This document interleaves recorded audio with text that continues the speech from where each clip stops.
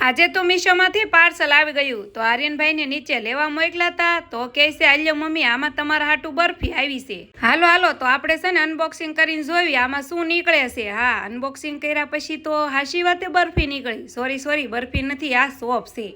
તો મેં છે ને મીશોમાંથી સોપ મંગાવ્યો છે મારા થોબડાને ચમકાવવા માટે। હા, મારે આમાંથી હાબુ બનાવવાના તો સોપને તો આજે સાઈડ કરવાનો છે અને આર્યનભાઈને થોડીક લેશનમાં મદદ કરાવવાની છે કેમ કે આજે આર્યનભાઈને અંગ્રેજીના સ્પેલિંગ લખવાના આવ્યા છે, જો કે આર્યનને આવડતા નથી।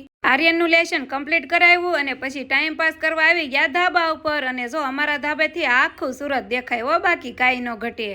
આજે તો સાજીદ હોયરા ઉસ્તા ઘેરે આવી ગયા। હા, આજે એને થોડી વહેલી રજા પડી ગઈ તો જો મારા હાટું હું લાવ્યા, ફેંકી લાવ્યા। એને ખબર છે અનુને આવું બહુ ભાવે। પછી તો અમે ત્રણેય ફેંકીની મોજ માણી અને હા, આજે તમારે કોમેન્ટ કરવાની છે કે તમને ફેંકી ભાવે કે।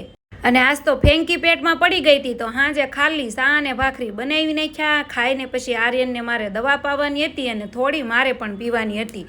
આર્યનભાઈ નકરી મોરસ ગાળીને પીવે કે તો ઉધર થઈ ગઈ, પણ બાપ રે આર્યન કરતા તો મને વધારે કડવી લાગે। તો હારું હાલો, વિડીયો ગમે તો લાઈક શેર સબસ્ક્રાઈબ, મળીએ નેક્સ્ટ વિડીયોમાં। Thanks for watching, by.